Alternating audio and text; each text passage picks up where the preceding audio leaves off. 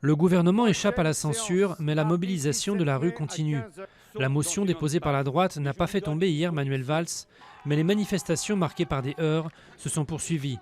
À Rennes ce matin, une salle occupée depuis 2 semaines par des opposants à la loi travail a été évacuée.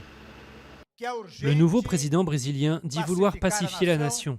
Michel Temer, qui pourrait assurer l'intérim au pouvoir jusqu'à l'élection présidentielle de 2018, va tenter d'enrayer la crise économique, mais aussi éviter d'être emporté par le gigantesque scandale de corruption Petrobras. Écartée hier de la présidence, Dilma Rousseff va quant à elle devoir affronter un procès en destitution au Sénat.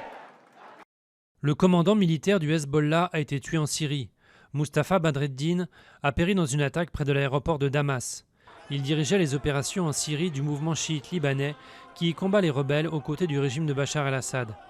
Il était aussi l'un des 5 membres du Hezbollah accusé du meurtre de l'ex-premier ministre libanais Rafik Hariri, tué dans un attentat à Beyrouth en 2005. La sélection des Bleus pour l'Euro 2016 est finalement sans grande surprise. Didier Deschamps a choisi de se passer de Mathieu Valbuena à court de forme.